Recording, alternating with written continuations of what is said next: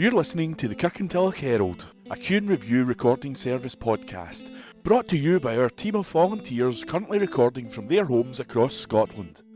Whether you're listening via the BWBF online players, the telephone app, or our brand new Alexa skill, please phone us on 0141 772 3976 to feedback on what you want us to provide and improve upon.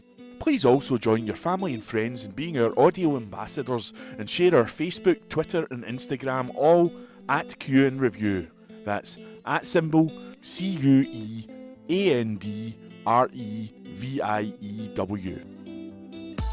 This week's Kirkintilloch and Bishopbriggs Herald, date Wednesday the 15th of June 2022, is brought to you by Corrie, Alan, Georgina and myself, Iain.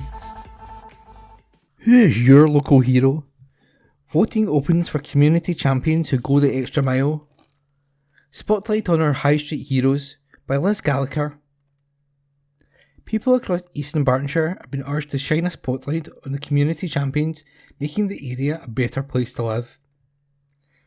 Nominations have opened for the 2022 Scotland Loves Local Awards, which will see heroics on the High Street rewarded, along with efforts to tackle climate change locally. Artistic flair, work to create new town centres, homes, encourage enterprise, make streets more attractive and digital innovation will also be recognised. Organised by Scotland's Towns Partnership, STP, the awards celebrate all that's great about local towns and neighbourhoods and tireless work taking place to secure a stronger future in them. STP Chief Officer Phil Prentice said, "Whether through innovation or sheer determination, people and groups across Eastern Bartonshire are working relentlessly to improve lives. Some are taking amazing action to make their communities more attractive. Others are creating jobs and leading the charge towards net zero. The Scotland Loves Local Awards are a chance to recognise and thank them. We need you to tell us about the inspiring people and projects whose dedication and innovation is making a real difference to where you live." Scotland Loves Local, spearheaded by STP with the support of the Scottish Government, is a campaign encouraging everyone to strengthen their community by supporting the businesses and people around them. Community Wealth Minister Tom Arthur said, "These awards recognise those who are doing vital work to revitalise town centres and support local businesses and communities across Scotland. That is why the Scottish Government is supporting the Scotland Loves Local programme to help people live well locally and boost town centres. These awards are inspiring examples, showcasing the wonderful work undertaken. The award categories are High Street Hero, an individual or organisation making an exceptional difference in their community, Climate and Net Zero Towns, Creative Town, Streets and Spaces, Digital Town, Town Centre Living, and Enterprising Community. Nominations can be made at www.lovelocal.scot/awards. The closing date for nominations is 5 p.m. on Friday, September the 2nd. And that piece was by Liz Gallagher. This week in history. June 15th, 1945. Family allowance payments were introduced in Britain. 5 shillings, 25p, a week for the second child and subsequent children, but no payment for the firstborn. On this day last year, the Queen held a rare face-to-face audience at Windsor Castle. She met the Australian Prime Minister, who told her she was quite the hit at the G7 summit. June 16th, 1958, the notorious yellow no waiting lines were introduced to British streets. June 17th, 1929, Hitchcock's Blackmail was premiered in London. The first reel was shot before the studio was equipped for sound. June 18, 1963, Henry Cooper floored Cassius Clay, later Muhammad Ali, in round 4 at Wembley Stadium, but by the 5th, with Cooper badly cut, the fight was stopped. On this day last year, the Duchess of Cambridge launched her own Centre for Early Childhood in a landmark step aimed at signalling her lifelong commitment to transforming society. June 19th, 1967. The Monterey Pop Festival attracted thousands of hippies to watch stars including Jimi Hendrix, Otis Redding, Janis Joplin and The Who. June 20th, 1960. Nan Winton became the first woman to read the national news on BBC television. On this day last year, a stroke victim who collapsed on a Mayfair street reconnected with the guardian angel who saved his life. Plagued by Pigeon Mess by Liz Gallagher. Tenants at Burns Court in Kirkintilloch have been plagued by pigeons which they say have become a health hazard. Now Eastern Bartonshire Council has promised a full survey of the block of flats affected in an attempt to clean up the problem. One local woman told the Kirkintilloch Herald the amount of pigeon droppings at the entrance to her close has become so bad that she feared for the health of her children. She added, quote, "I spoke to one of the council's housing officers around February this year. I was told that the situation with regard to the pigeons was in hand, but neither a timescale nor what might be the solution to the problem was offered. The entrance to the flats is like a river of droppings. It's so wide you can't step over it, and it's so dense you can't tiptoe through it. We have to contend with this every day. I'm horrified for our health, particularly for the health of the children." She said that after the flats were upgraded some time ago, ledges were put in place on the roof space. "This is where the pigeons roost, and their droppings come straight down onto the entranceway. There are so many pigeons." End quote. As well as health concerns over the amount of pigeon mess, there has been the added problem of a number of dead birds lying around. The local woman said, quote, "One of the dead pigeons actually became trapped in one of the new solar panels." End quote. Another neighbour agreed and described the mess as appalling. The Herald contacted Eastern Bartonshire Council after tenants got in touch with the paper. Anne Davey, Deputy Chief Executive, said, quote, "Anti-bird spikes and netting have been fitted at Burns Court twice in the past, but unfortunately on both occasions the pigeons have moved to a different area of the block. We are now in the process of commissioning a full survey of the block to try to identify all the issues in order to rectify them. The Council will continue to monitor the situation from an environmental health perspective and will take action if it is deemed appropriate." End quote. Article by Liz Gallagher. Let there be light. Lights could be installed in Rob Royston Park after a councillor called for safety to be improved in the high-risk area. Councillor Audrey Dempsey, Labour, said a well-used route through the park from Rockfield Rose to Asda is extremely dark, and that's whether funding could be used to tackle the issue. She said lighting could also encourage people to reduce their car use. Members of the Springburn/Road Royston area partnership met yesterday to discuss how they plan to use their £81,800 share of a £1.5 million park fund, which was included in the council's budget for this year. They also considered how to spend £1 million allocated to the ward for repairs and improvements to neighbourhood infrastructure. A council official said that the idea of potentially putting in lighting could be considered onto the £1 million infrastructure fund. Tributes paid to former provost. Tributes have been paid to former provost and councillor John Dempsey, who passed away recently. Councillor Dempsey was a long-standing Labour councillor, serving the constituents of Campsie and Kirkintilloch North for many years. Eastern Bartonshire's current provost, Gillian Renwick, represented the council at Mr Dempsey's funeral on Saturday, June 11th, at St Machan's Church.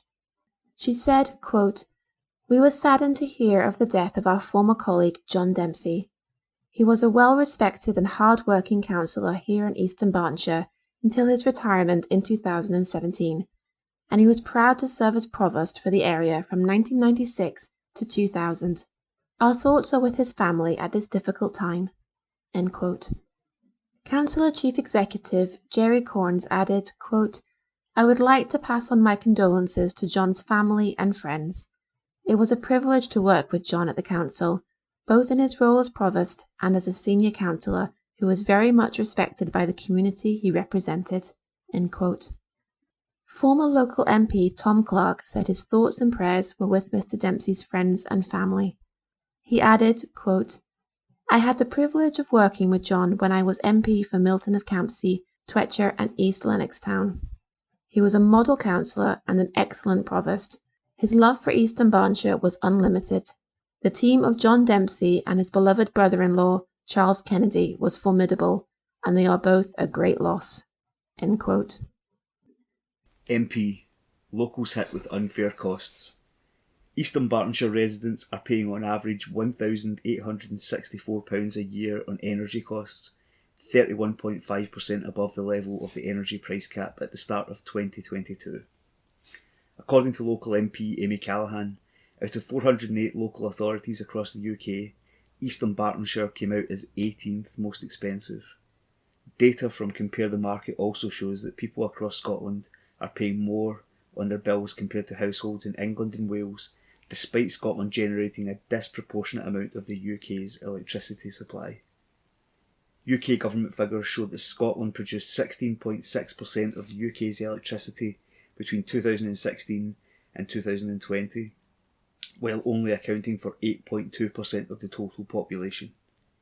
Ms Callaghan said, "The cost of energy is disproportionately hitting households in East Dunbartonshire and across Scotland, despite the fact we are an energy-rich nation.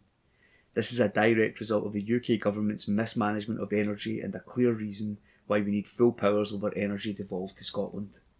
My constituents are already paying over 30% more than the price cap at the start of the year, and that cap is expected to rise by a further 46% in October, taking average costs across the UK to £2,879 for each household. In response, the best we've got from the Chancellor is a paltry £400 energy discount for households from October. Clearly, that will be wiped out by spiralling energy costs. It's the usual smoke and mirrors from a UK government." Spark of Creativity by Liz Gallagher. Local MP Amy Callaghan and East Dunbartonshire's new council leader Gordon Lowe visited a local theatre arts group to throw their support behind a project targeting loneliness and isolation. During the visit to East Dunbartonshire-based Creative Spark, the local politicians attended a community drama project at the Fort Theatre in Bishopbriggs in partnership with Certis Advocacy. The short performance involved 16 participants, including members of Empower East Dunbartonshire, who had been invited to take part, and it explored themes of loneliness and isolation through the medium of drama and theatre. The politicians were impressed by the work of Creative Spark, with Miss Callaghan hailing the group as a gem of our community. Involving people in the arts is widely recognised as a powerful way to engage communities, develop talent, change reputations, and to increase the aspirations of local people. Creative Spark, which began in 2015 with 42 students, has gone from strength to strength and now has 140 students that take part in arts classes across 3 locations in East Dunbartonshire. Commenting, Amy Callaghan, MP, said, quote, "Drama and art are great ways to bring people together and to give a platform to local talent. I was so impressed with the performance.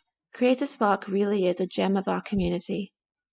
Clearly, the last 2 years have been incredibly difficult for everyone, and lots of people in our community have experienced loneliness and isolation. That's why the recent project is so relevant and will have made a difference to the lives of those involved." End quote. East Dunbartonshire's new council leader, Gordon Lowe, added, quote, "It's really impressive to see the work Creative Spark and Certis Advocacy carry out within our communities. I very much welcome the opportunities and experience afforded, particularly to young people who have missed out on so much during the pandemic. It's great to see their enthusiasm and congratulations on the results of all the hard work." End quote. Article by Liz Gallagher. Roasters brew up support from Builder. Report by Liz Gallagher. A Bishopbriggs social enterprise created for rehabilitation, mentoring and belonging within the local community has been given a welcome funding boost thanks to Calla Homes West. Glaisca Roasters, based in Bishopbriggs, have been awarded a £1,000 grant thanks to the Home Builders Community Bursary Initiative to assist the efforts in the ethical organisation. The social enterprise business, started by James Faddies, a minister of Bishopbriggs Community Church, aims to help change the lives of those in Glasgow and around the world who are on the fringes of society, whether they've been affected by drugs, alcohol or criminality. The funding received from Cala Homes West has helped with the additional equipment for the business to help to train and rehabilitate more people within the local community. It will also go towards helping to keep the roasters running the operational roastery, which has proved to be incredibly popular within the local community. James said, "We want to say a big thanks to Cala for choosing us as the recipients for its community bursary. The funding they have given us has been a great help, especially for buying new equipment, so we can continue to help people on their journey to rehabilitation by training them as baristas. The business aims to produce high quality, local artisan roast coffee and trade fairly and directly with coffee cooperatives in Rwanda." Elizabeth Hanlon, sales consultant from Cala Homes West, said, "We are delighted that we have been able to help Glasgow roasters with this funding. It is brilliant to see such ventures and make such a big impact to people's lives, and we were thrilled to offer a helping hand. The work of Glasgow roasters is admirable, and we know just how important this fantastic business is to the local area and to the people it helps. For more information on Glasgow roasters and to find out how you can help them, visit www.glasgowroasters.com. They also have a Facebook page at www.facebook.com/GlasgowRoasters. That's Glasgow Roasters spelt GLESGAROASTERS. Brakes on E-Charging by Neil McGrory. Issues with electric vehicle charging points in Eastern Bartonshire were highlighted at a recent council meeting. Independent councillor Duncan Cumming said that in a report which listed local locations due to have charging points, most were marked "No Update." These are Baljaffray, Barleybank Car Park in Kirkintilloch, Bearsden, Milgay and Westonton Stations, Hillhead Community Centre, Kenmure Drive Car Park in Bishopbriggs, Kirkintilloch Leisure Centre, Lone Moss Industrial Estate, McFarlane Road near Kissington Hall in Bearsden, and William Patrick Library. The Bearsden councillor also raised complaints from residents in his constituency that 2 charging points had been out of operation for some time. "I visited the car park in question and found that the 2 charging points were covered with black bags," he said. "People had expressed frustration that when visited the site they did not know that it was not operational," he added, asking for reassurance that in future people could visit such locations with confidence that, subject to possibly waiting in a queue, they would be able to charge their vehicles. He said Eastern Bartonshire was not doing terribly well with regard to promoting the use of electric vehicles in the short term. Land Planning Officer Heather Holland said the council's officers shared frustration at how long it was taking to establish charging networks, but work continued at her own department and also in legal services. She recommended electric vehicle owners use the Charge Place Scotland website for information on availability of charging points. "We are continuing to liaise with Charge Place Scotland to ensure faults are reported and resolved as soon as possible," she added.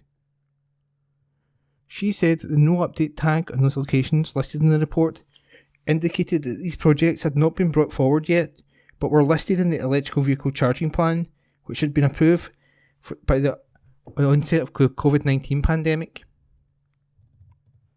She said, "That is certainly the list that officers are working to, but as funding to date has been year on year, we brought forward the ones that have had delivery updates. Currently the council is prioritising the development of its charging network on the basis of providing the best possible geographical spread." Councillor Alan Moir welcomed the report and called for a uniform approach in line with the Glasgow City region. "I would not like Eastern Bartonshire to be held back from progressing in this initiative." Locations which did have updated entries were Allender Sports Centre, where 8 charging bays are included in construction plans, additional charging points at Bearsden Town Centre, and 3 rapid charging points which were installed last year at Mugdock Road Car Park, but are not yet operational due to ongoing legal discussions. Although it is free to use electric vehicle charging points locally, this is not considered to be sustainable as demand grows, so work is underway to establish a tariff system in line with 18 other local authorities. And that piece was by Neil McGrory. Remembering the Falklands, report by Julie Currie. A series of Falklands veterans' portraits has been launched to tell their stories as Scotland marks the 40th anniversary of the end of the conflict. Glasgow photographer Wattie Chung worked with Poppy Scotland and Legion Scotland to commemorate the bravery and sacrifice of our armed forces in the 1982 war. The work has been released ahead of a National Remembrance Parade and service in Edinburgh on Saturday, June the 18th. Hundreds of current and former servicemen and women and their families will take part. Veterans and a military band will march from Charlotte Square along George Street on Saturday morning before a service of remembrance and wreath-laying in St Andrew's Square. Pipers around the world will also join in playing the Crags of Tumbledown Mountain in tribute to the fallen at 11 AM that morning. The tune was composed by Scottish soldier Pipe Major James Riddle during the final battle on the back of a ration packet. The conflict began on April 2nd, 1982, where Argentina invaded the British overseas territory in the southwest Atlantic Ocean. Argentina surrendered on June 14th as British forces approached the capital, Stanley. In total, 255 British servicemen, 649 Argentine military personnel, and 3 civilians died, while many more were wounded. As part of the charity's commemorations, Wattie photographed 7 veterans across Scotland using a Graphic Super D large format film camera made in the USA in the 1940s.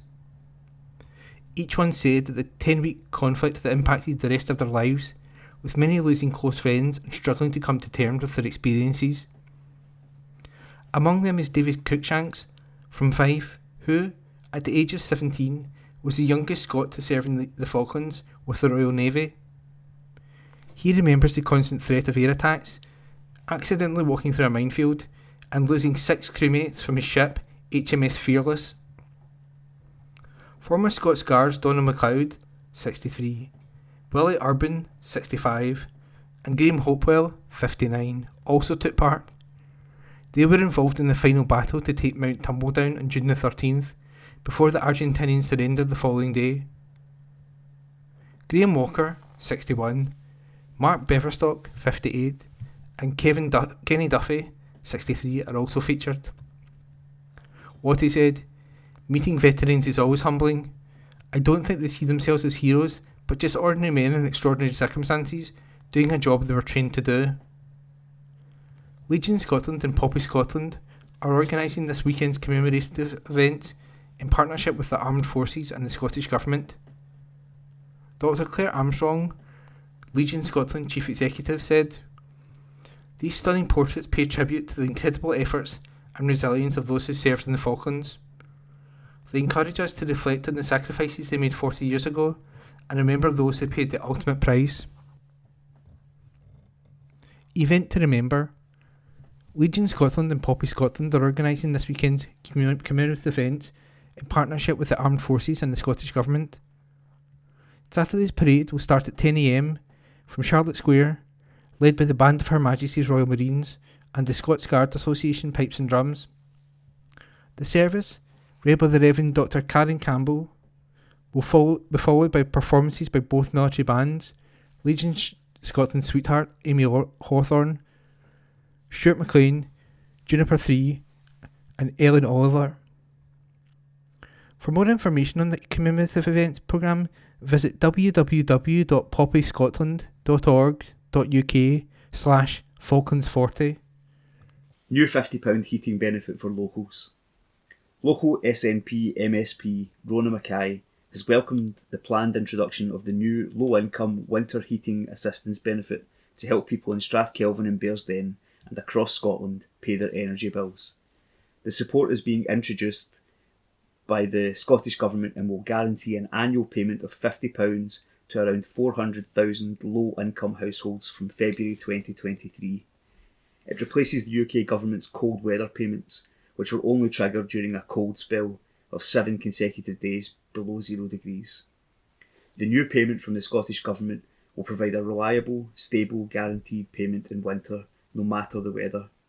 It will be the 13th social security payment introduced by the SNP Scottish Government and will be only available in Scotland. Ms Mackay said, "The SNP Scottish Government is providing a guaranteed payment of £50 to low-income households in Strathkelvin and Bearsden to help pay their energy bills every winter, starting in February 2023. Once again, the SNP Scottish Government is stepping up to support households within its limited budget and despite the majority of powers lying with the Tories at Westminster. The Scottish Government's annual £20 million investment will mean households will get an automatic payment. The UK cold weather payments only reached 11,000 households in 2021-22. As the Scottish Government continues to step up and provide support to households across Scotland, it does so with one hand tied behind its back by the UK Tory government. That is why it is only with full powers of independence can we start to build a fairer, more equal country." Meanwhile, the MSP added that 1,345 children in Eastern Bartonshire have been supported by the Scottish Child Payment since its introduction by the SNP Scottish Government. Some £628,390 has been spent supporting families in Eastern Bartonshire since February 2021. Children across the area are already benefiting from further support after the Scottish Government doubled the payment to £20 per week per child in April and will increase it further to £25 by the end of the year. Firms triumph at awards show by Liz Gallagher. Two businesses have triumphed at this year's Scottish Retail Food and Drink Awards, also known as SRFDA. Social enterprise Schoolyard Chilies, based at Townhead in Kirkintilloch, and Lenzie Deli Billingtons both won silver awards in their respective categories. Schoolyard Chilies clinched the award in the Food Small Producer category for their chocolate chili pretzels, and Billingtons in the Drink Small Producer category for their Lenzie Gin. They were among over 40 runners-up from all over Scotland, revealed in a celebratory lunch at the Corinthian Club in Glasgow recently. Schoolyard Chilies works with small independent farmers in Ghana, and any profits made are reinvested in education, which allows children in the West African country to remain in school full-time. The awards are now in their second year and were created to help get more of Scotland's fantastic food and drink products onto more Scottish retail shelves. More than 50 expert judges presided over hundreds of produce over an intense month-long period. Bruce Langlands, the former head of food and drink at both Harrods and Selfridges, was on the judging panel. He said, quote, "The standards that are being set are quite phenomenal, and Scotland's food and drink sector is clearly in very good hands." End quote. SRFDA Director Helen Lyons said, quote, "We are delighted to see the passion and energy in the Scottish retail food and drink sector is replicated in the winning products. We hope their SRFDA accolade helps to grow future sales." End quote. Article by Liz Gallagher. Head plan dropped. North Lanarkshire Council has abandoned plans to combine the headship of Christon High School and Primary School into a single role. The council had considered creating a multi-establishment leadership model, also known as MELM, where a single head teacher would oversee both schools, but this has now been dropped. The MELM scheme was deemed inappropriate due to expected growth in the school roles, which will require 2 head teachers to be in post. With the SNP taking control of the council following May's elections, leader Jordan Linden had announced his intention to end the MELM trial scheme ahead of Thursday's full council meeting, where this was confirmed. Instead, head teachers will be appointed at each school. From the opinion section, let's talk today's letters page. Please send your letters via email to kirkyherald@gnscotland.co.uk and write letters in the subject field. Millions of new prefabs are answer, and Boris should be shown door. Sir, the reason I finally decided that Boris Johnson should go was his budget, which is more to do with blunting labour and appeasing his core voters than solving the cost of living crisis. His new ploy of enabling benefit claimants to buy their social housing is still avoiding the biggest cause of the cost of living crisis, the cost of a decent home. How can a benefit claimant afford a mortgage, and who will fund the subsidised price? We need millions of cheap, well-built, flat-pack council houses, like the prefabs of the 1950s, in estates that are safe, family-friendly neighbourhoods. But I can't see our leaders having the imagination, drive, empathy or ability to make this happen. Yours, etc., Alan Sutherland. Address supplied. The currently fine detail is the first thing we need to know all about. Sir, a nationalist-leaning Scottish newspaper asserts that the first we get the job of breaking up the UK done with a successful referendum, and only then can we settle that fine detail of the currency. This kind of thinking, it could not be called reasoning, defies belief. Surely, the fine detail of a currency plan, to the last decimal point, is exactly what must be known before anyone with even the minimum of intelligence takes a gigantic leap of faith that could lead to disaster for them and their families on a possibly unimaginable scale. Yours, etc., Alexander Mackay, by email. Our historic castles are being left to crumble. Sir, for years the SNP has relied hugely upon its Scottish history to promote its brand. It speaks volumes, therefore, to find that this current Scottish Government is prepared to let many historic Scottish castles and buildings terminally crumble through a lack of funding, yet wants to spend more than £20 million on a referendum for which we have yet to glean any concrete facts. The SNP largesse has extended to saving jobs in the Clyde too, at a huge cost to the public purse, and was insisted upon by the First Minister Nicola Sturgeon as essential to save our history of Scottish shipbuilding for the nation. Why not our ancient heritage also, or is this huge and ongoing spending on shipbuilding actually to cover up SNP blushes? Yours, etc., Gerald Edwards. Address supplied. When we shelled out for petrol and shillings, sir, amidst all the anger and despair at rising petrol prices, I'm reminded that when I first had a military motorcycle in 1956, the petrol price was 5 shillings per gallon, or 1 hour's work on average salary. Today's price of about £9 per gallon equates to about 42 minutes of average salary. Of course, far fewer people are owned or have needed personal vehicles in those far harder times. Yours, etc., A. McCormick, by email. US levels of oversight needed for Boris and Co.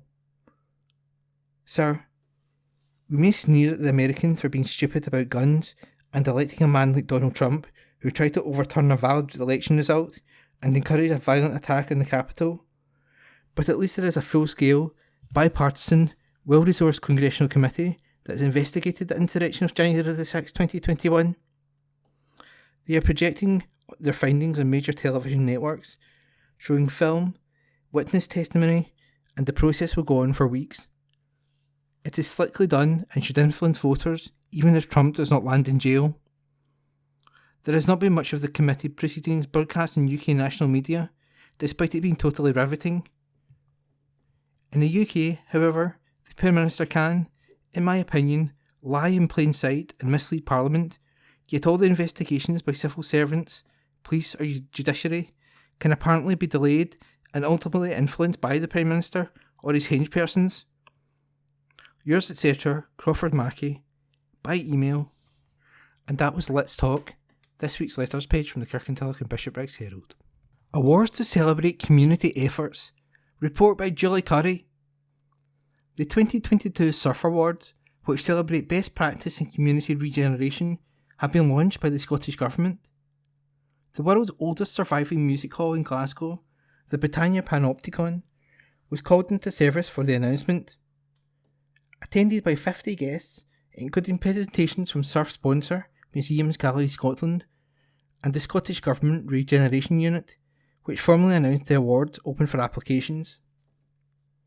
The awards are delivered each year by SURF, a regeneration forum with over 300 cross-sector member organisations across Scotland, in partnership with the Scottish Government. Their purpose is to celebrate and share the achievements of initiatives that address physical, social and economic challenges in communities across Scotland. This year's 5 themes include supporting youth employability, creative regeneration, community-led regeneration, improving Scotland's places and housing, and regeneration. Applications close on Monday, September the 5th, after which a shortlist will be decided, followed by visits and assessments. The winners of the 2022 awards will be announced at a celebratory dinner event on December the 8th.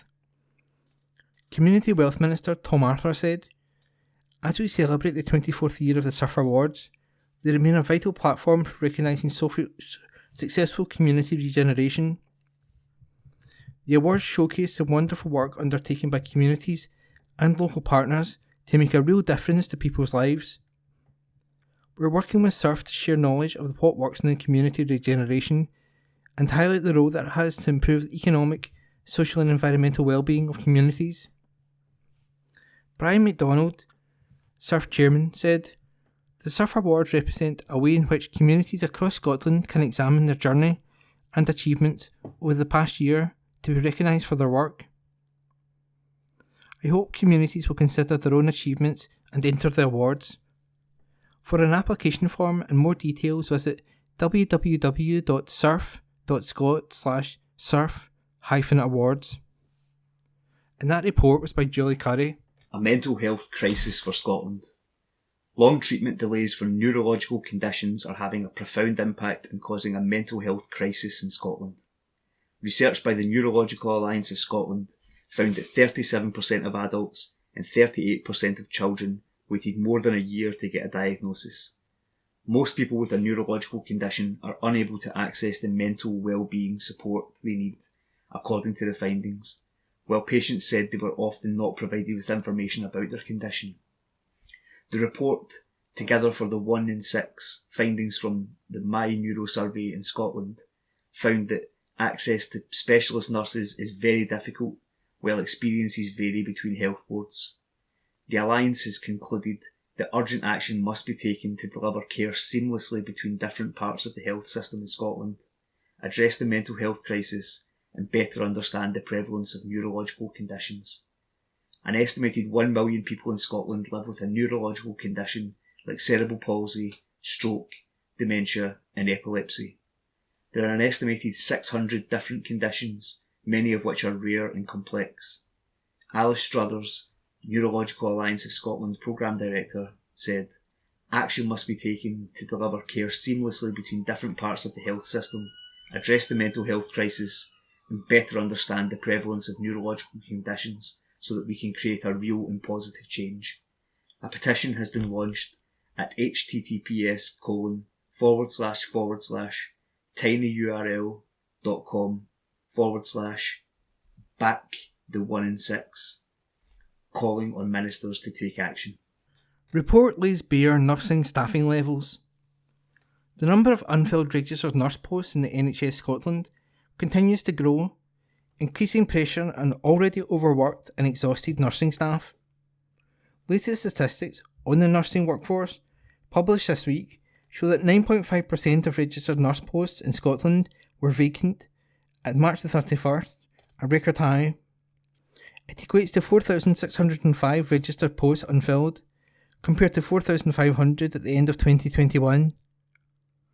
The overall number of vacant nursing and midwifery posts is 6,209, up from 4,495 in 2021, an increase of over 38% in 12 months.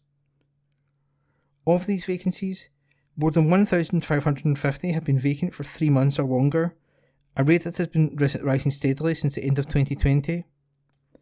This is evidence of the increasing pressure on the supply of nurses and midwives to fill these gaps. Non-COVID sickness absence in the whole NHS workforce has also increased to 5.7%, up from 4.7% in 2021. The increased rate in sickness absence adds to the overall number of staff missing from NHS workforce, increasing the pressure on the whole service. Colin Pillman, RCN Scotland's interim director, said, "These statistics make very difficult reading for nursing staff all across Scotland who have more than proven their worth in the past 2 years. They deserve more than to turn up to work and be expected to deal with significantly increased demand with fewer nursing staff. NHS boards are having to spend more on bank and agency staff to try to fill the gaps. This is even more evidence, if more was needed, for why the RCN is calling for the Scottish Government to take action to address the challenges facing the workforce. Walk This Way to £5 million fund. A multi-million pound grant fund has opened to support people across Scotland to travel in more active and sustainable ways. Community, public and third sector organisations can now apply to the Smarter Choices, Smarter Places Open Fund, which has £5 million worth of grants available this year alone, double the amount available previously. Now in its fifth year, the fund has already awarded over £9.3 million to hundreds of projects across Scotland that aim to get people out of their cars to walk, wheel or cycle for short journeys or use public or sustainable travel for longer trips. The launch of this year's grant fund was welcomed by Scotland Active Travel Minister Patrick Harvey MSP.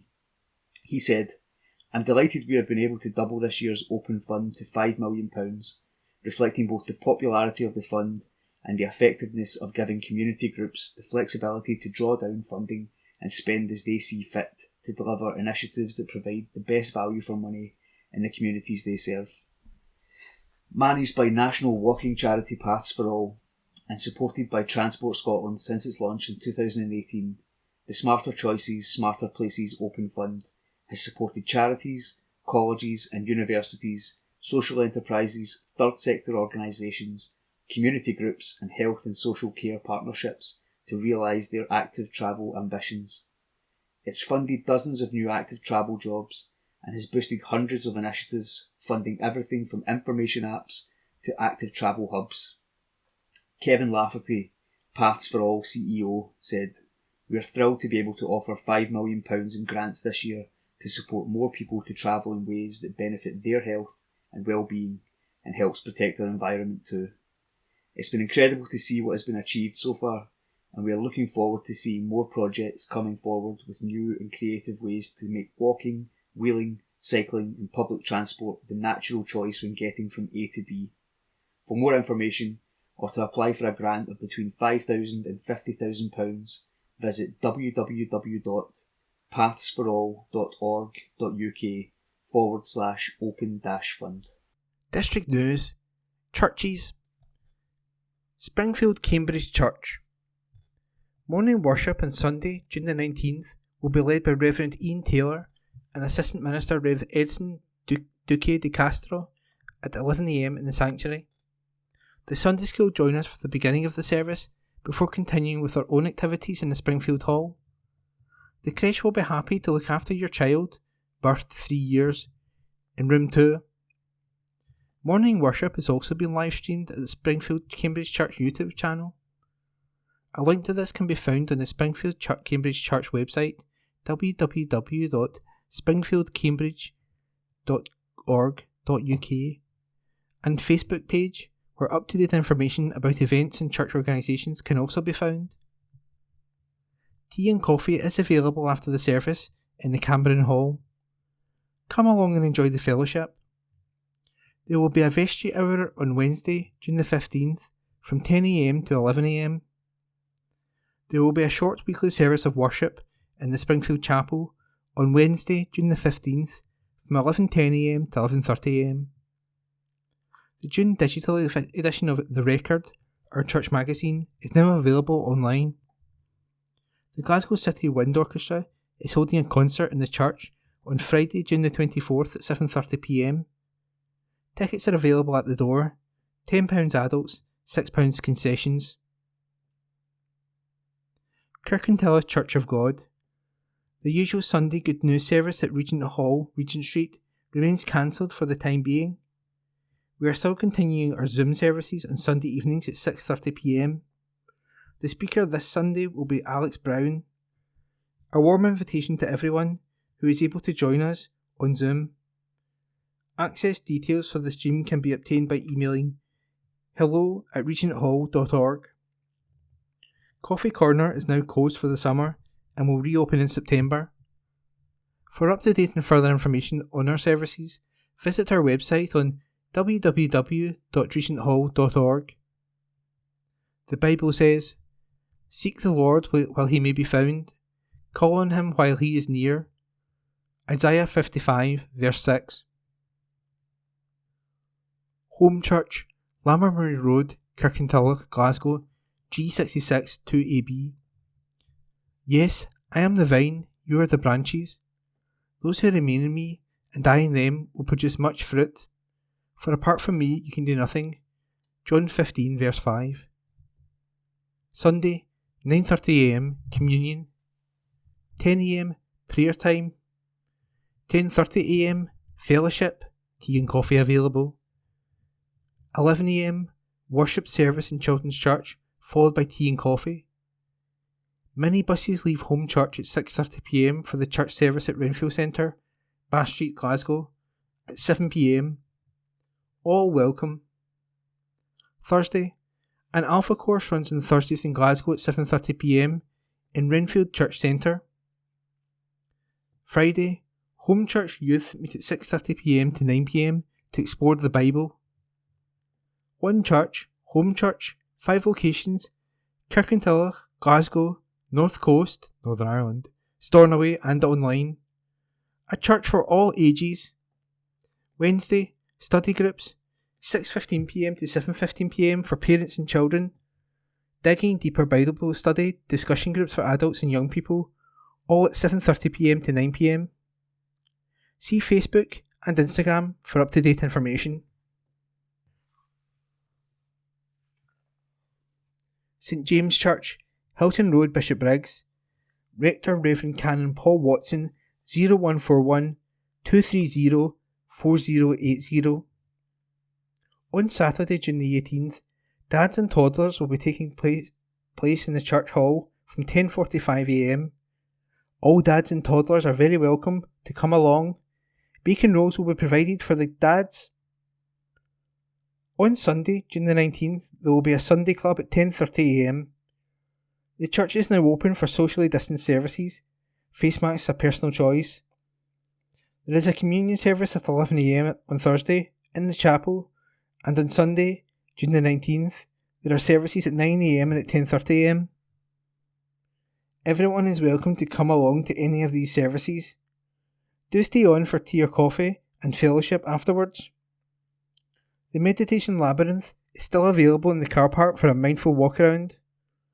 There are also other virtual services and groups. For up-to-date and further information, refer to our social media, Facebook, St James the Less Bishopbriggs, website www.stjamesbishopbriggs.org.uk. St David's Memorial Park Church. At St David's Memorial Park Church, our morning service on June the 19th will be at our usual time of 10:30am and will be led by our Church of Scotland reader, John Nicholson.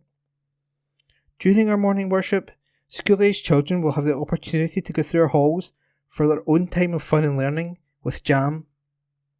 All are welcome to attend our service. There are some COVID measures still in place.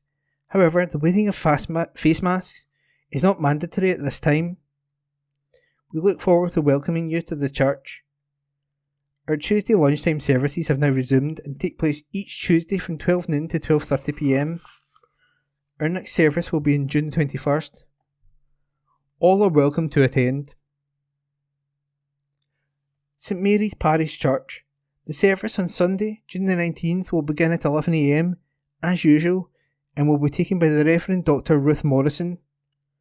This service will be our annual recognition service, where we celebrate and thank all the young people who have made such a contribution to the life of the church over the past year. This will be the last meeting of the young church this session, but from the first Sunday in July, the Sunday Club will run during the service. There will be games and activities for young people between 11am and 12 noon.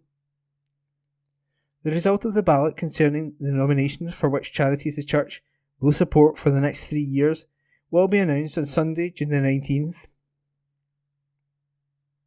Lenzie Old Parish.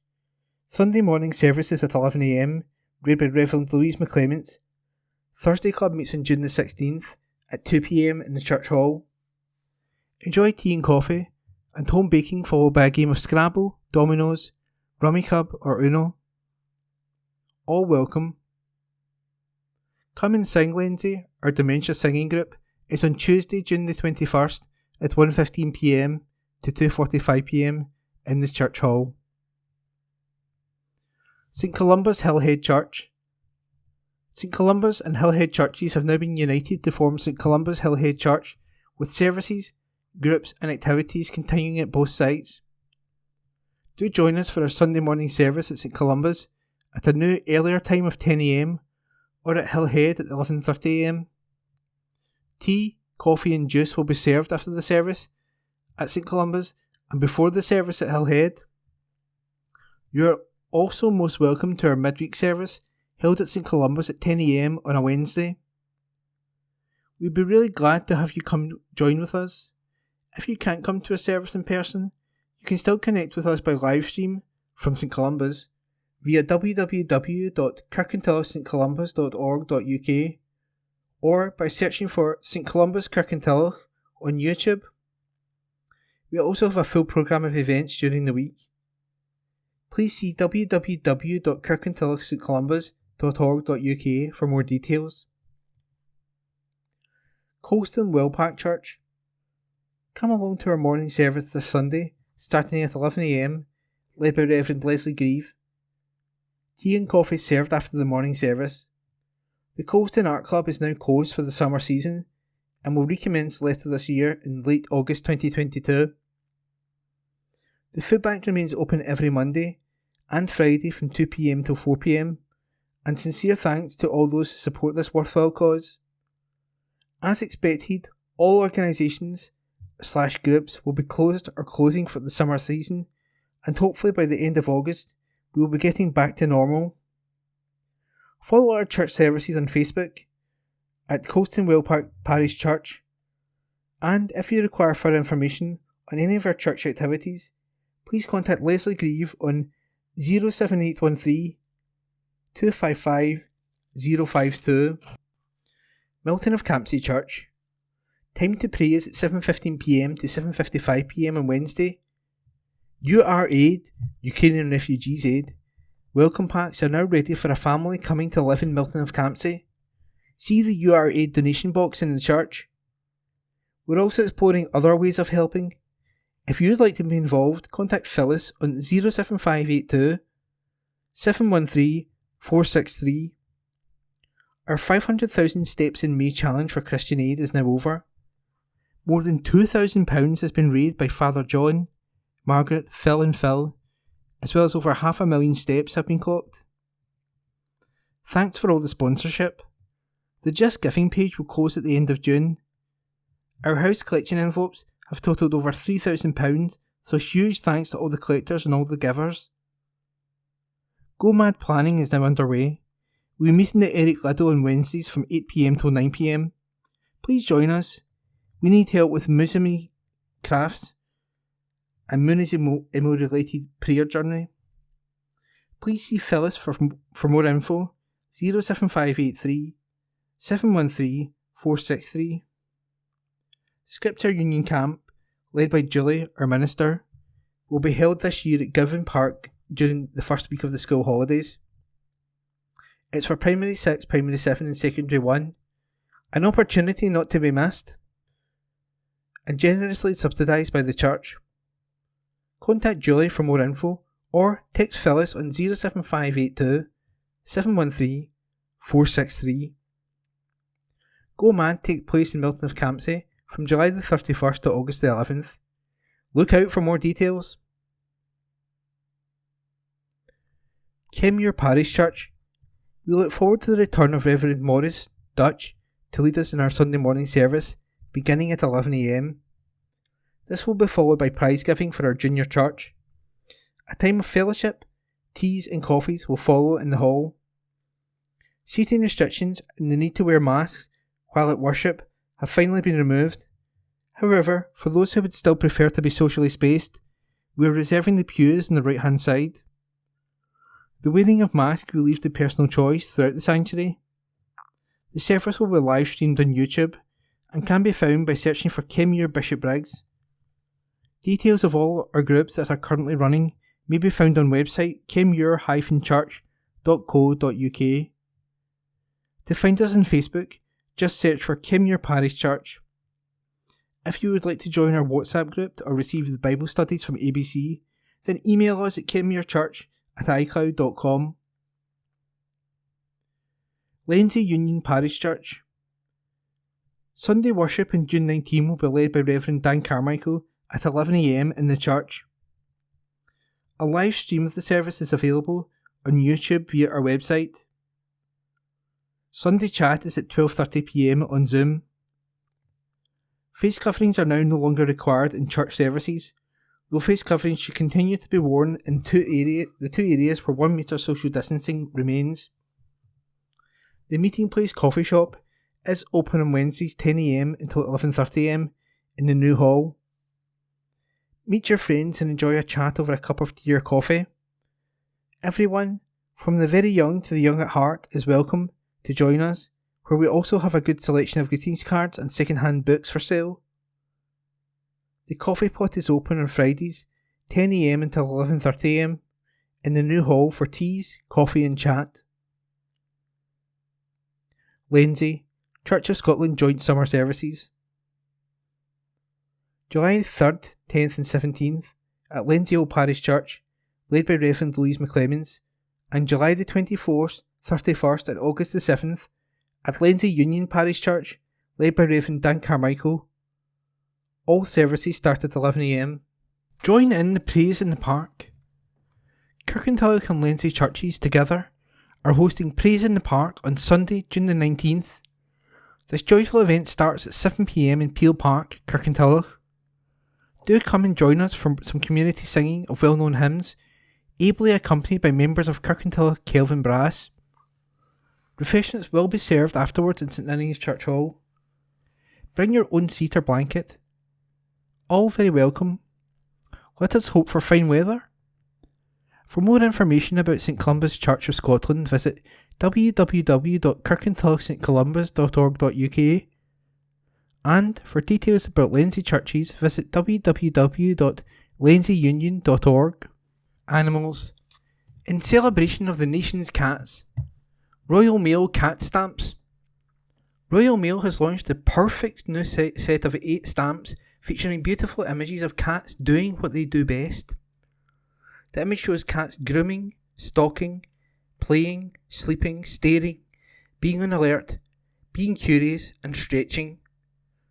Cats shown on the stamps are Siamese, Tabby, Ginger Cat, British Shorthair, Maine Coon, Black and White Cat, Bengal, and a Tabby in White.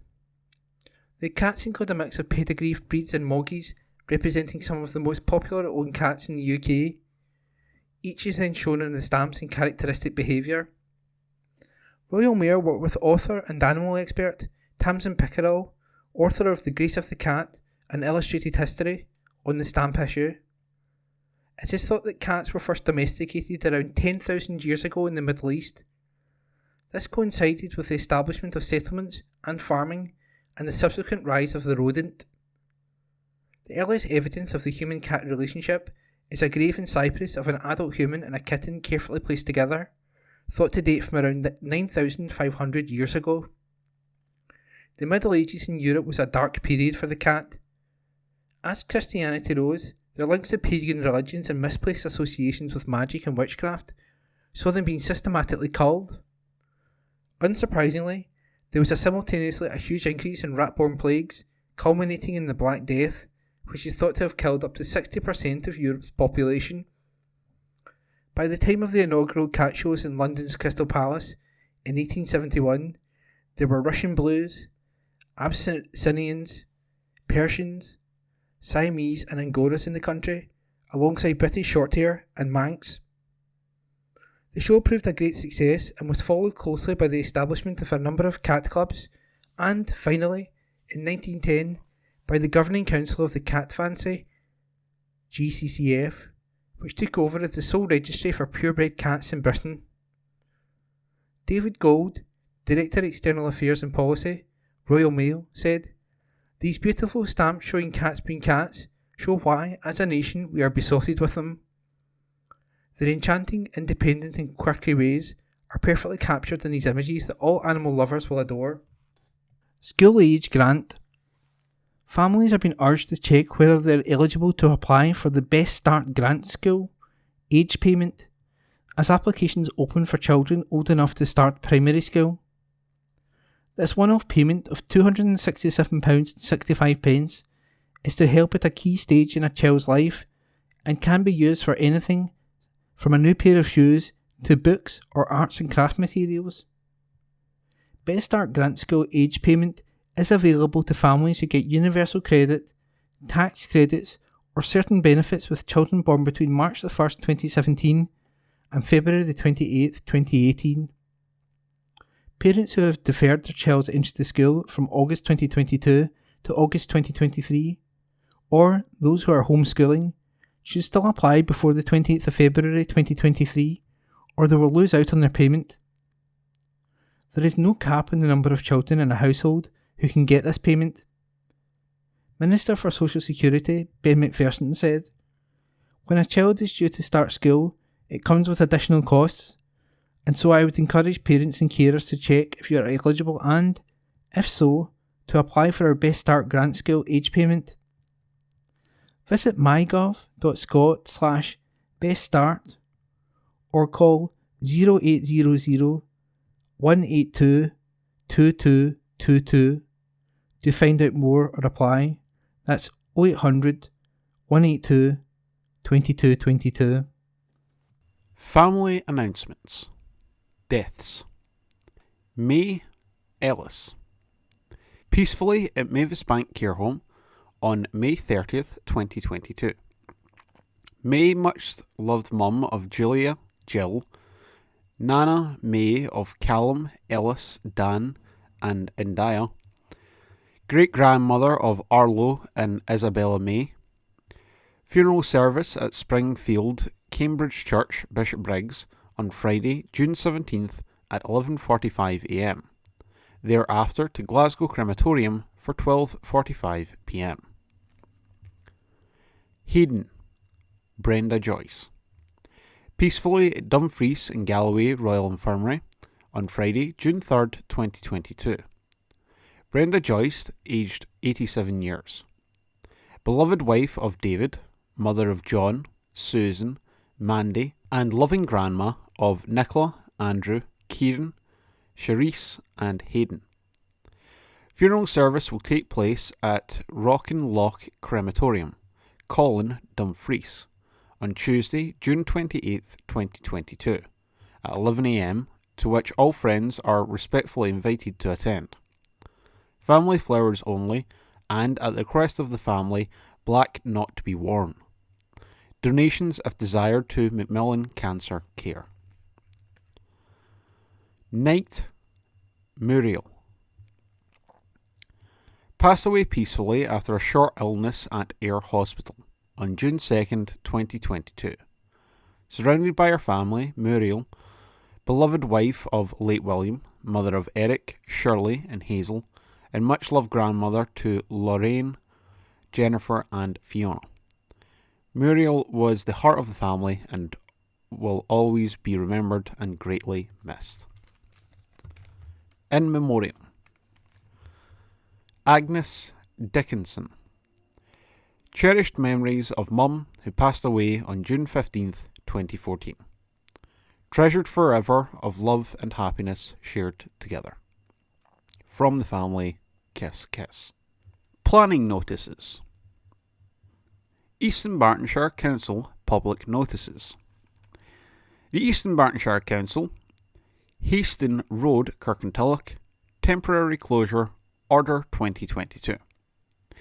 On the 14th of June 2022, the Eastern Bartonshire Council made the above-named order under Section 14(1) of the Road Traffic Regulation Act 1984, as amended, which makes it unlawful for any person to drive or cause or permit to be driven any motor vehicle (with the exception of emergency service vehicles, vehicles engaged in the works, or those vehicles requiring access to properties adjacent to the closed section of road when it's safe and practical to do so) on Haston Road, Kirkintilloch, between its junctions with the A803 Glasgow Road and the Bankview Crescent, by reason of works being executed on or near this road. This order will operate from 9:30 hours on Monday the 27th of June until 1600 hours on Monday the 18th of July 2022. Alternative route. Alternative routes for vehicles by the way of the A803 Glasgow Road, Adamsley Crescent, Adamsley Drive, Haston Road, Kelvin Drive, and Kelvin Way in Kirkintilloch, and these routes will be signposted. SGD, Karen Donnelly, Chief Solicitor and Monitoring Officer, Legal Services, East Bartonshire Council Headquarters, 12 Strathkelvin Place, Kirkintilloch, G66 1TJ.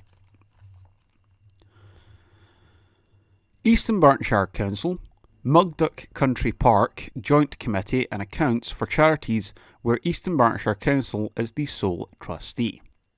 Brackets, East Bartonshire Council Charitable Trusts. End brackets. Accounts for the period of the 1st of April 2021 to the 31st of March 2022. Notice is hereby given under Regulation 9 brackets 1 of the Local Authority Accounts brackets Scotland Regulations 2014 modified under the Coronavirus brackets Scotland Act 2020 that copies of the unaudited accounts of East Bartonshire Council, Mugduck Country Park Joint Committee and East Bartonshire Council Charitable Trusts for the period of the 1st of April 2021 to the 31st of March 2022 will be available for public inspection at the website www.easternbartonshire.gov.uk on Friday, 1st of July 2022.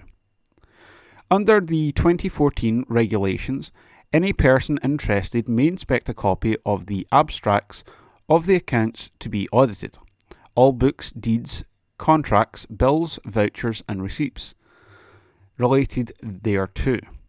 However, under paragraph 9 brackets 1 brackets B brackets 4 of Schedule 6 of the 2020 Act, the Council is declaring that this is no longer effective or appropriate due to action taken in order to control the incidence or transmission of coronavirus. However, the Council will endeavour to provide such information electronically where it can, and where this is not possible, physical when it can.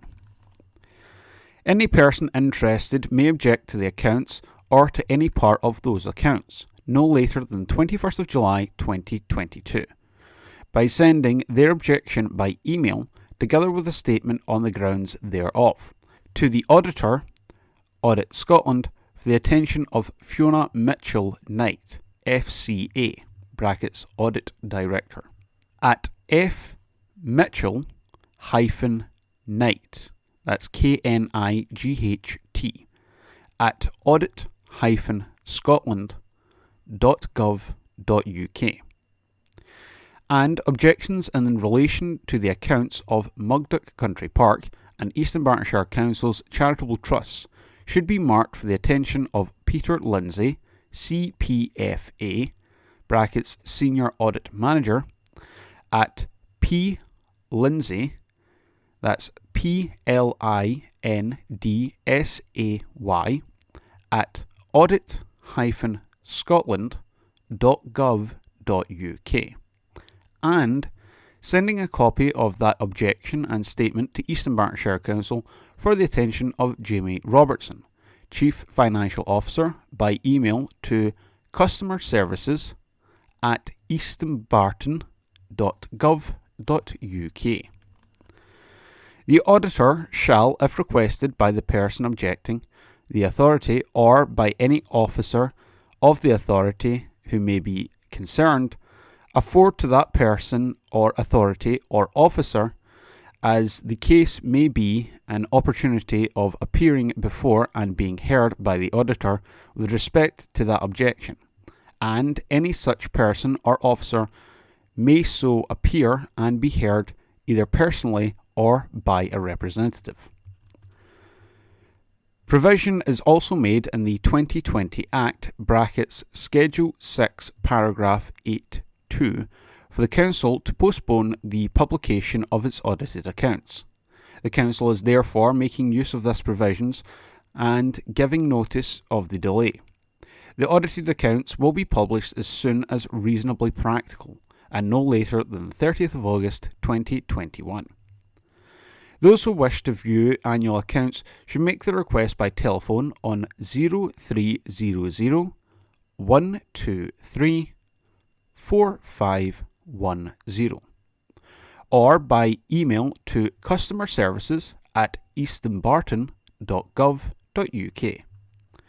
Alternatively, you can view the accounts of Eastern Bartonshire Council, Mugdock Country Park Joint Committee and Eastern Bartonshire Council Charitable Trusts on the Council's website www.eastonbarton.gov.uk from Friday the 1st of July 2022. Eastern Bartonshire Health and Social Care Partnership (HSCP). Accounts for the period of the 1st of August 2021 to the 31st of March 2022.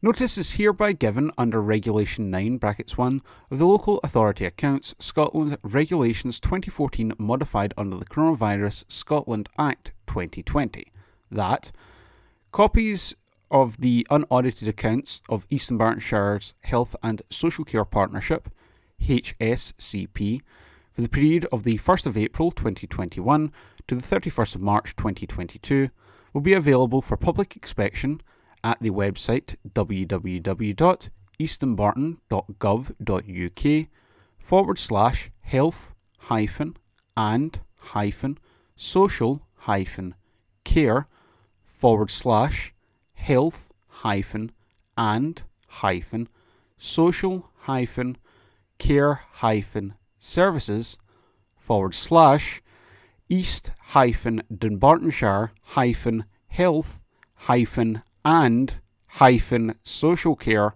from Friday the 1st of July 2022. Under the 2014 regulations, any person interested may inspect a copy of the abstracts on the accounts to be audited. All books, deeds, contracts, bills, vouchers and receipts related thereto.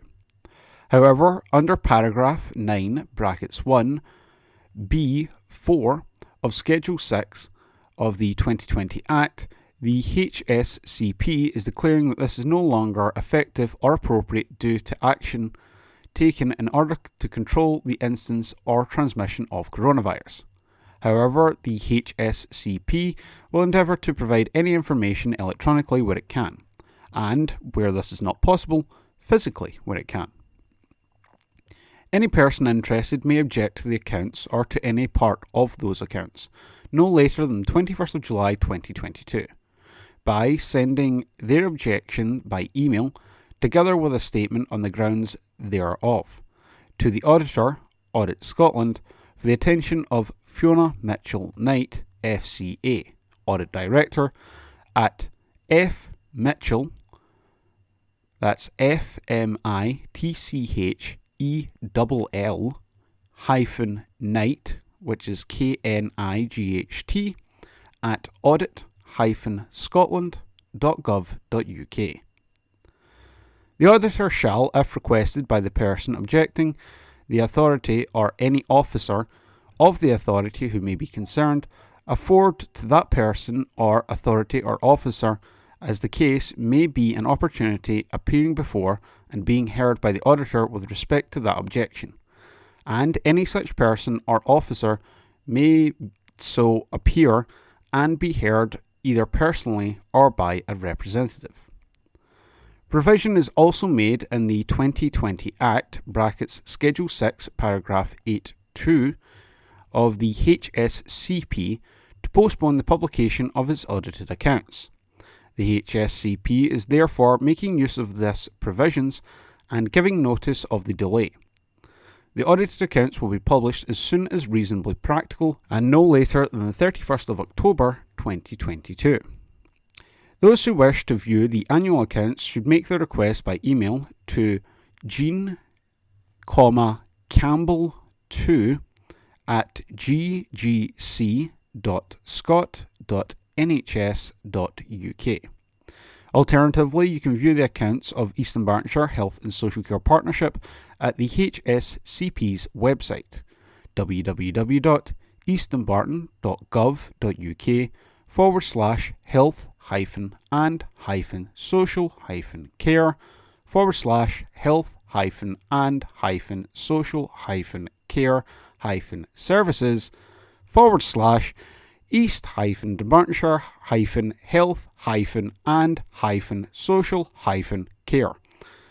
And these will be available at www.eastdunbarton.gov.uk from Friday the 1st of July 2022. Traffic notices. North Lanarkshire Council, Sundry Charitable Trusts, North Lanarkshire Council Education Endowments, North Lanarkshire Integration Joint Board, Annual Accounts 2021-2022. Notice is hereby given in the terms of Section 101 (1) of the Local Government Scotland Act 1973, by Regulation 9 (1) of the Local Authority Accounts Scotland Regulations 2014, that an unaudited copy of the accounts of North Lanarkshire Council and the accounts of the Council's sundry charitable trusts and education endowments, as well as the North Lanarkshire Integration Joint Board accounts for the year ending the 31st of March 2022, will be available to view electronically from Thursday the 30th of June 2022 at the following website, www.northlanarkshire.gov.uk.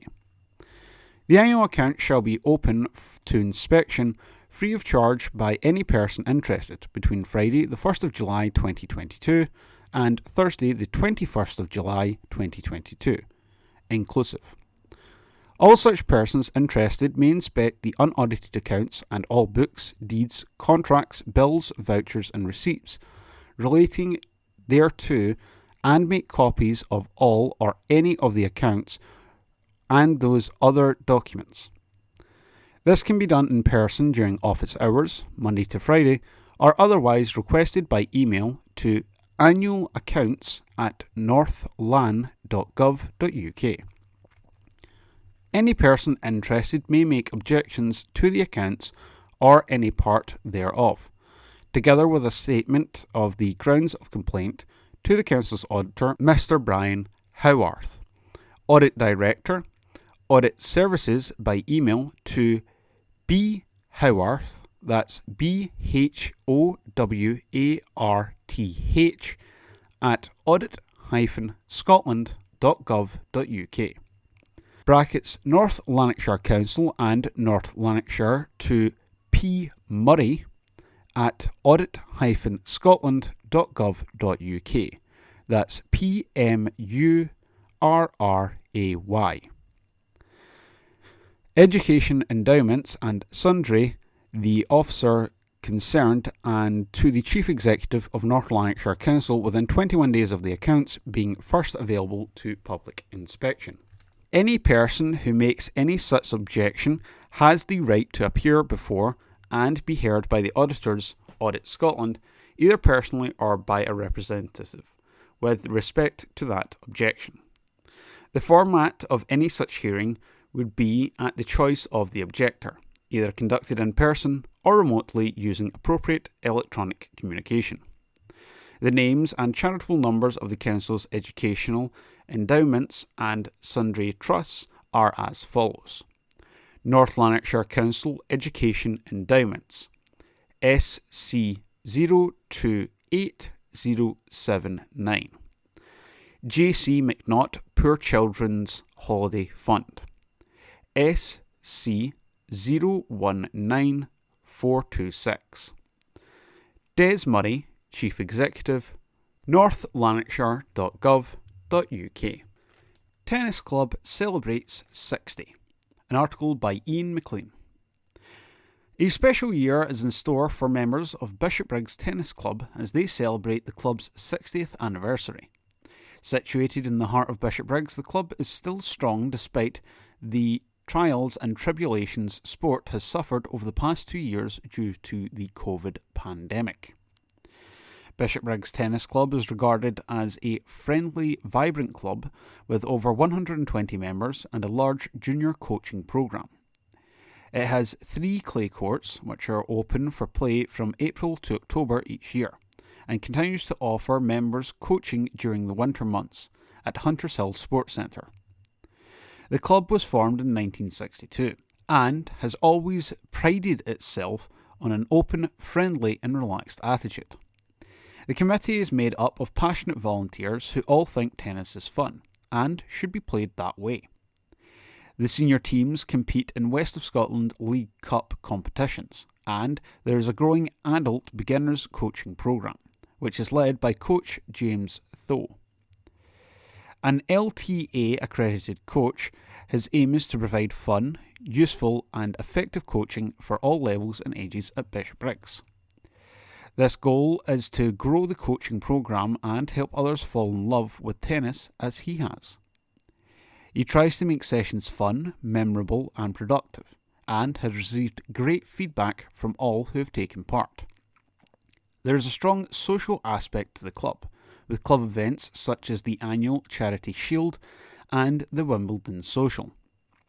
There are also informal gents and ladies social tennis nights once a week.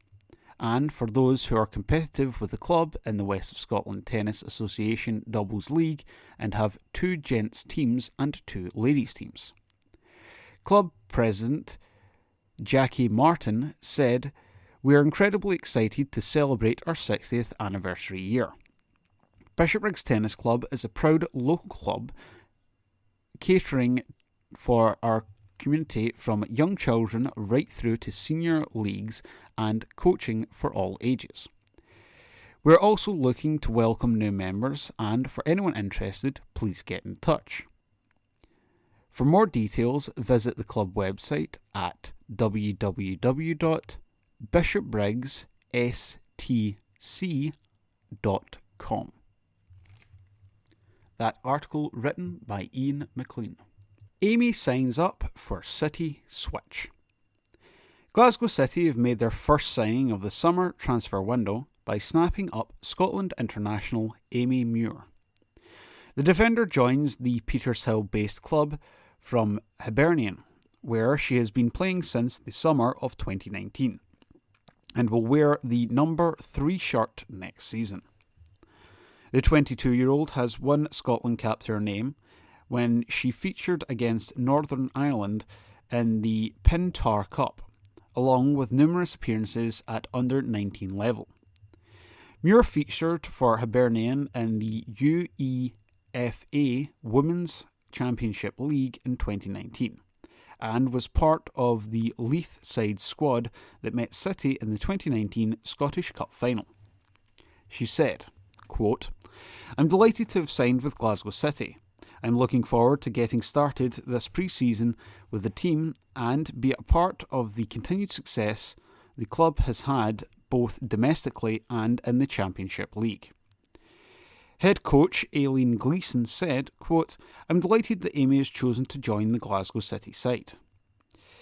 She is an excellent young Scottish player with huge potential and great experience of the Scottish League. Beyond Amy's capabilities as a player, she is a committed, determined character, which are key characteristics we look for in a person. I have no doubt that Amy will enhance our squad as a player and a teammate, and look forward to working with her." End quote. City are looking to rebuild following their first trophyless season for 15 years, after Rangers ended their reign as champions and Celtic beat them in both domestic cup finals. Former MP hands over gift to bowlers. A presentation has been made to Christen Bowling Club by former Village MP Tom Clark. Sir Tom, who retired in 2015 after serving as an MP for 33 years, including the Coatbridge, Christon and Bells Hill constituency from 2007 following a redrawing of boundaries, visited the club to present a special set of bowls to club president Kathleen Purdy. The 81-year-old, explaining the significance of the bowls and why she decided to donate them to the Christon Club, said, quote, "Some time ago, as the Shadow Cabinet spokesperson on disability, I was invited to visit Wigan by Kirkintilloch-born Iain McCourtney, then MP. I was presented with a beautiful and perfectly crafted set of bowls, manufactured entirely by people with learning difficulties. Although they have been in my living room cabinet for some years, I thought it was time that they were seen by a wider audience. Thanks to the Coatbridge jeweller, Rhodey Cameron, they have been mounted with suitable engravings to explain their backgrounds." Sir Tom said, "Christon is an incredibly friendly club. It is now on display on their cabinet, and I can think of no better place." The club held another significant event last weekend when it staged a Jim Kane Memorial Day in honour of a former club steward who died last November. A post on the club's Facebook page said, quote, "What a turnout we had, and everyone enjoyed the day. The members would like to thank the Kane family for sponsoring the day and making it a memorable day." Sports Digest, read by me, Corrie. Football, Rob Roy. Kirkintilloch Rob Roy have added to their squad with the signing of goalkeeper Owen Stott. The former Rossville, Broomhill and Drumchapel United keeper has agreed to terms for the 2022-2023 and will join up with the squad for pre-season. Rabs have also announced a pre-season friendly against Gulscythe Rangers at Duncan's Field on Saturday, July 9th, with kick-off at 2 p.m. Rossville. Rossville have appointed Alex Miller and Kevin Kelly as their new management team. Miller was Broomhill's under-20s manager, while Kelly moves from St. Roch's. Tennis. Lumsden. Lindsay's Maya Lumsden continued her return to the ITF tennis circuit in Spain last week. The 24-year-old, who was out of the game for 18 months and feared for her future in the sport as she battled long COVID, went down 6-37-6 to Canada's Catherine Sebov in the first round of the W25 Madrid tournament. It was her third W25 outing of the year after playing in 2 tournaments in Nottingham last month. This week, Lumsden, who has seen her world ranking drop from 250 to 700, is back in Britain taking part in the W100 Ilkley tournament. She was drawn against Brazil's Gabriela C in the first round. Tigers. Speedway. Glasgow Tigers suffered mixed fortunes in their SGB Championship doubleheader with Scunthorpe Scorpions. Tigers went down to a 50-40 defeat at Scunthorpe on Friday, but bounced back with a 59-31 win at Ashfield on Sunday. Thank you for listening to this week's Kirkintilloch Herald podcast, brought to you by Q&A Review, print speaking to the blind. If you've any feedback, you're welcome to call us on 0141 772 3976. If you enjoyed this recording, feel free to subscribe to our channel.